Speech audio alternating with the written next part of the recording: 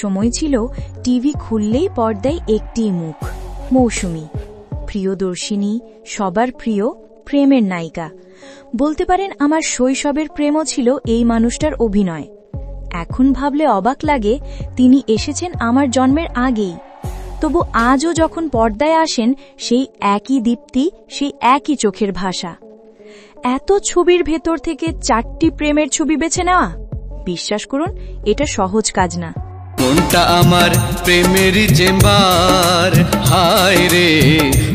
তবু বলছি আমার হৃদয়ের 4 কোণে জায়গা করে নেওয়া 4টি ছবি। প্রথমেই কিয়ামত থেকে কিয়ামত। এই ছবিটা শুধু একটা সিনেমা না, একটা যুগের শুরু। সালমান শাহের সঙ্গে মৌসুমীর প্রথম জুটি। রেশমি চরিত্রের সরল প্রেম, গান আর সেই ট্র্যাজিক সমাপ্তি, সব মিলিয়ে আজও এই ছবিটা অমর। দ্বিতীয় দোলা। ওমর শানির বিপরীতে মৌসুমী মানে যেন এক ঝড়, ধর্মের দেয়ালে ধাক্কা খাওয়া প্রেমের গল্প। দোলা দেখে আপনি হয়তো কাঁদবেন, কিন্তু ভেতরে একটা কোমল ভালোবাসার ছোঁয়া পাবেন যা আজও টাটকা। তৃতীয় স্বজন। ত্রিভুজ প্রেমের সেরা উদাহরণ বলা যায়। ইলিয়াস কাঞ্চন, রুবেল আর মাঝখানে মৌসুমী।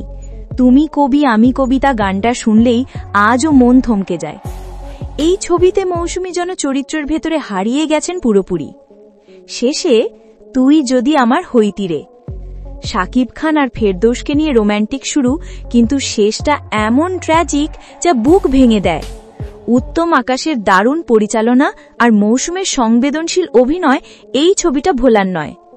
এত বছর পরও প্রশ্নটা কিন্তু থেকেই যায়, মৌসুমীর কোন প্রেমের ছবিটা আপনার হৃদয়ের সবচেয়ে বেশি দাগ কেটেছে?